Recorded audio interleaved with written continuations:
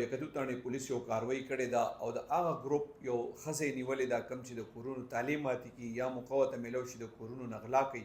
د دې نه پولیس 35 लाख روپۍ هم ریکور کړي دي. تیرو ورځو کې د یکدود خالد ټاون اوسیدونکي د اشارت عظیم د ریپورت درج کړی چې د دې د کور نه د لکونو روپو سونه چې کم دا هغه پټه شوی او بیا په دې کې پولیس اف آی آر درج کړی. د یکدود تاڼې پولیس چې کله واقع وشوه دغلته چې کومې سی سی ټي وي کیمرې لګېدلې وې د هغې په مدد سره د دې ښځو تلاش شروع کړو او پرون دی یو کاروایی کړې د یکدود تاڼې پولیس دغه غلا چې کومه ښځې کړې وه هغې ګرفتاره کړې ده. اصل کې دا دوه ښځې وې، یو ګرفتاره ده یو لا ګرفتاره نه ده. پولیس چې کله بیا دا ښځه شامل تفتیش کا او هغه سی سی ټي وي ریکارډینګ یې ورته کېغوستو نو هغې ته یقین وشو چې دا خو بس پولیس ته پته لګېدلی چې دا خو مزیم. نو بیا دې پولیس ته ویلي دي چې دغه سونه خو دې خرڅه کړې ده. پولیس بیا تللی دي د دغه سونې چې کوم د پیسو خرڅه کړې وه هغه 35 लाख روپۍ وې.